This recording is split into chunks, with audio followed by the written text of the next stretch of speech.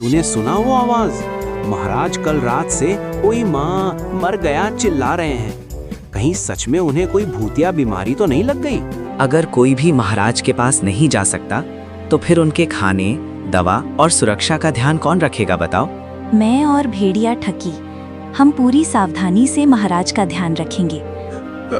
हलोमी, बस सर्दी लग गई है आज ही, इसलिए बाहर निकलने की ताकत नहीं। आछी, आछी, आछी। ओए सेनापति, ये गुफा में इतनी धूल कहाँ से आई? मेरी नाक जम गई है। सेनापति, कहाँ मर गए सब?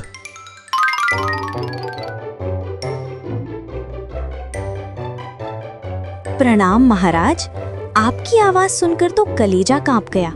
वैसे महाराज, आपकी दहाड़ में अब वो बेस नहीं रहा। अब आप दहाड़ते हैं तो ऐसा लगता है जैसे कोई पुराना ट्रक स्टार्ट हो रहा हो। वैसे आपको हुआ क्या है? जाओ और मेरे लिए गरम गरम सूप बना के लाओ, मेरी तबीयत ठीक नहीं है। ठीक है महाराज, मैं अभी लाती हूँ। आछी, आछी।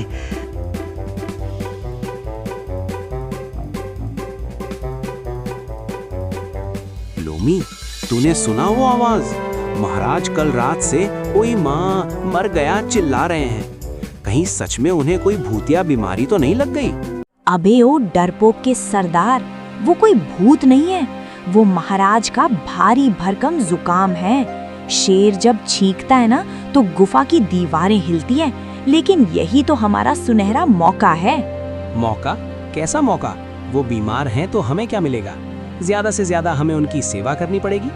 सेवा तू करना, मैं तो राज करूंगी। देख, हम पूरे जंगल में ये फैला देंगे कि महाराज को एक रहस्यमयी श्राप मिला है। हम कहेंगे कि उनके शरीर से काली हवा निकल रही है। जो भी उनके पास जाएगा वो गधा बन जाएगा या फिर मर जाएगा। जब सब डर के मारे गुफा के पास आना बंद कर देंगे, तब सारा राशन और सारा पावर हमारे हाथ में होगा। वाह, मान गया तुझे, तेरे पास दिमाग तो है। हाँ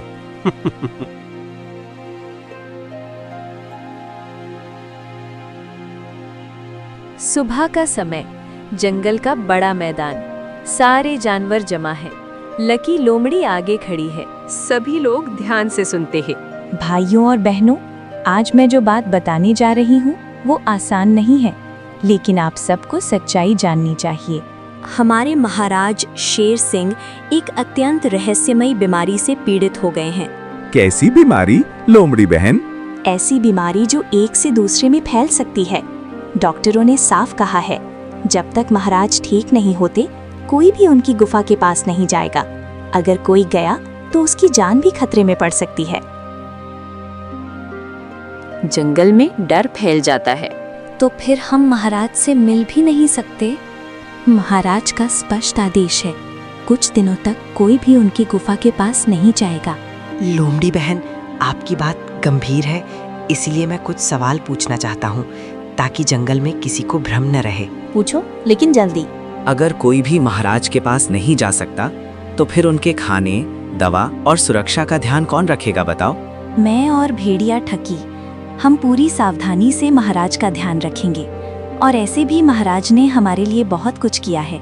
अगर हमें उनको बचाने में अपनी जान भी देनी पड़े तो भी हम अपनी जान खुशी खुशी दे सकते हैं। वैसे भी महाराज के आदेश अनुसार जब तक वो स्वस्थ नहीं हो जाते, जंगल का सारा काम मैं संभालूंगी। सारा काम मतलब? न्याय, अनाज का बंटवारा, टैक्स, सुरक्षा और सभी फैसले। अगर किसी को कोई समस्या हो तो उसे मेरे पास ही आना होगा। लोमी, बहान हम सब महाराज का सम्मान करते हैं, लेकिन जंगल की परंपरा है कि ऐसे बड़े फैसले सबके सामने स्पष्ट रूप से रखे जाएं। सब तो स्पष्ट ही हैं, इसमें क्या स्पष्ट है बताओ? महाराज ने खुद सबके सामने ये आदेश नहीं दिया, हम सिर्फ आपकी बात पर विश्वास कैसे करें? गप्पू, हालात नाजुक हैं, हमारे पास बहस का समय नहीं है। तुम सभी को राजा के आदेश का सम्मान करना है। बहस नहीं, सावधानी है। गलत फैसले जंगल को नुकसान पहुंचा सकते हैं। जो भी इन नियमों का पालन नहीं करेगा वो खुद जिम्मेदार होगा। ठीक है लोमड़ी बहन, अगर महाराज का आदेश यही है, हम सब नियम मानेंगे। थोड़ी देर बाद लकी लोमड़ी शेर सिंह की गुफा में पहुंचती है। गुफा के अंदर हल्की ठंड है। शेर सिंह सर्दी से परेशान बैठे हैं। आंखों में थकान है। महाराज, अब आपकी तबीयत कैसी है? आप बहुत कमजोर लग रहे हैं। हलूमी, बस सर्दी लग गई है आज ही, इसलिए बाहर निकलने की ताकत नहीं। हाँ महाराज, आप बिल्कुल सही कह रहे हैं। इस हालत में बाहर आना ठीक नहीं। अगर ठंड और बढ़ गई तो आपको और परेशानी होगी। पर जंगल को कौन संभालेगा? आप बस आराम कीजिए, जंगल की चिंता मत कीजिए। आपके नाम पर मैं सब संभाल लूंगी। ठीक है लोमी, बस इतना ध्यान रखना कि किसी के साथ अन्याय न हो। लोमड़ी सिर झुकाती है, लेकिन बाहर निकलते ही उसकी आंखों में चालाक चमक आ जाती है। ऐसे ही एक दिन बीत जाते हैं और लोमड़ी अपना काम शुरू कर देती है। सुनो, राजा का हुक्म है, आज से हर जानवर पहले से ज्यादा अनाज देगा। ये आप क्या कह रही हो लोमी बहन? हमारे पास तो खाने भर का भी मुश्किल से है। हम इससे ज्यादा अनाज कैसे दे सकते हैं? राजा का यही आदेश है, तुम सबको उनका आदेश मानना होगा। चले, तुम सबको भले ही कितनी ही ज्यादा मेहनत क्यों ना करनी पड़ी, तुम सब कल तक अपने हिस्से का अनाज हमें जमा कर देना। ये कहकर वो वहां से चली जाती है और इधर सभी लोग परेशान हो जाते हैं कि वो इतने कम समय में अब और ज्यादा अनाज कहां से लाएं। दूर एक ऊंचे पेड़ की डाल पर गप्पू बंदर चुपचाप बैठा हुआ था। वो कूदफान नहीं कर रहा था, बस नीचे जंगल को ध्यान से देख रहा था। राजा की तबीयत खराब है, ये बात तो मानी जा सकती है, लेकिन बीमारी के नाम पर इतना डर, इतना जोर। लोमड़ी बार बार राजा का हुक्म कह रही है, पर कहीं कोई लिखित आदेश नहीं, कोई और गवाह नहीं। मुझे नहीं पता राजा को क्या हुआ है, लेकिन इतना जरूर पता है कि सच्चाई कुछ और है। अंदाजे से काम नहीं चलेगा। अगर सच जानना है तो मुझे खुद राजा के पास जाना होगा। वो सबसे छुपकर राजा के पास चला जाता है। गप्पू, तुम यहाँ इस समय? अच्छे महाराज, मैं बस आपकी कुशल क्षेम जानने आया था। जंगल में आपकी तबीयत को लेकर बहुत बातें हो रही हैं। अच्छा, हाँ, वो कुछ खास नहीं है गप्पू, बस ठंडी हवा लग गई, सर्दी हो गई है, इसलिए कुछ दिन बाहर नहीं निकल पा रहा। तो कोई गंभीर बीमारी नहीं है महाराज? नहीं, ऐसी कोई बात नहीं। 2-4 दिन आराम कर लूंगा, फिर सब ठीक हो जाएगा। महाराज, आपने जंगल वालों से ये तो नहीं कहा कि कोई आपके पास ना आए या डराया जाए? अच्छू नहीं गप्पू, मैंने तो बस यही कहा था कि कुछ दिन शांति चाहिए, इसलिए लोमी कुछ दिन तक जंगल की देखरेखा वो संभाल रही है। तो मतलब साफ है, राजा की सर्दी का बहाना बनाकर लोमड़ी और भेड़िया सबको डराकर लूट रहे हैं। अभी सच बताने का समय नहीं, पहले उन दोनों को उनकी चाल का जवाब देना होगा और महाराज को फालतू परेशान भी नहीं करना है। सब ठीक तो है ना? हाँ महाराज, मैं बस यही देखने आया था कि आप ठीक हैं या नहीं। ठीक है महाराज, अब मैं चलता हूँ, आप आराम करो।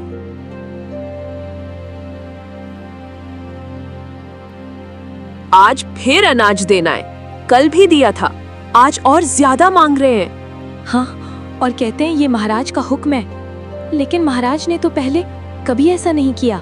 हाँ, पर हम कर भी क्या सकते हैं? कहते हैं अगर नहीं दिया तो राजा नाराज हो जाएंगे।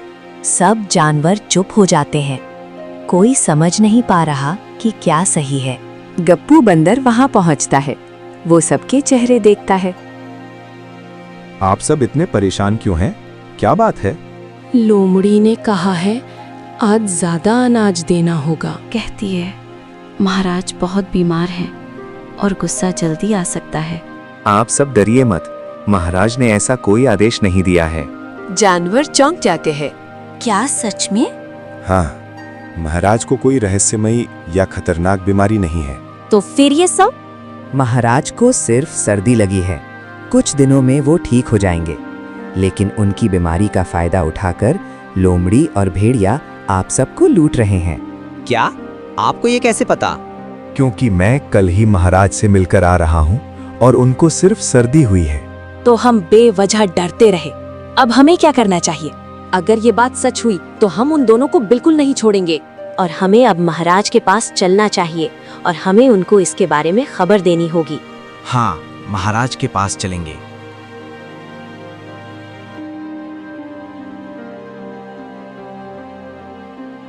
आछू आछू, क्या कोई बड़ी बात हो गई है? तुम सब यहाँ क्यों आए हो? महाराज, पहले हम आपकी तबीयत के बारे में जानना चाहते हैं। जंगल में कहा जा रहा है कि आपकी हालत बहुत गंभीर है, कोई भी आपके पास नहीं आ सकता। गंभीर? नहीं, बस सर्दी है, इसलिए कुछ दिन आराम कर रहा हूँ। तो महाराज, क्या आपने ये आदेश दिया था कि हमसे रोज ज्यादा अनाज और टैक्स लिया जाए? शेर सिंह अचानक गंभीर हो जाते हैं। नहीं, मैंने ऐसा कोई आदेश नहीं दिया।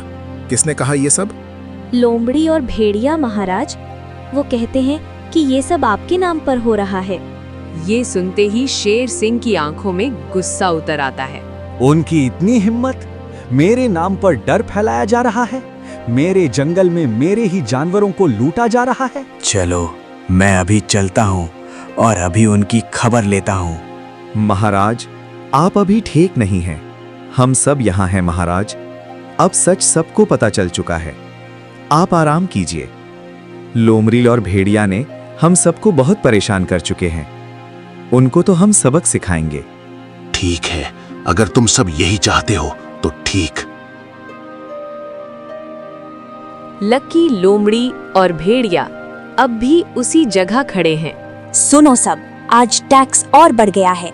महाराज का हुक्म है, तुम सब जल्दी जल्दी अपना हिस्से का अनाज जमा करो यहाँ। जो नहीं देगा वो खुद जिम्मेदार होगा। बस करो अब, महाराज के नाम पर हमें लूटना बंद करो तुम दोनों। हम कोई अनाज नहीं जमा करने वाले। क्या मतलब है तुम्हारा? लोमी, तुम्हारा खेल खत्म। हम सब महाराज से मिलकर आ रहे हैं। हमें सच पता चल गया है। महाराज को कोई रहस्यमयी बीमारी नहीं है, उन्हें सिर्फ सर्दी है और उन्होंने कोई टैक्स नहीं बढ़ाया। ये सब झूठ है। झूठ तुमने बोला, महाराज की बीमारी का फायदा उठाकर। बहुत हो गया, बातें पिटो उनको, ताकि फिर ये किसी के साथ बुरा करने से पहले 100 बार सोचे। सारे जंगलवासी उन दोनों को खूब पीटते हैं और वो जंगल छोड़कर भाग जाते हैं। तो दोस्तों, डर फैलाकर झूठ बोलने वाले कुछ समय के लिए जीत सकते हैं, लेकिन सच और एकता के सामने उनका झूठ ज्यादा देर नहीं टिकता। और हाँ दोस्तों, अगर आपको ये कहानी पसंद आ रही है ना, तो वीडियो को लाइक कर देना और हमारी फैमिली में जुड़ने के लिए चैनल को सब्सक्राइब जरूर कर देना, क्योंकि अगली कहानी और भी ज्यादा मजेदार होने वाली है। वो मिस मत कर देना।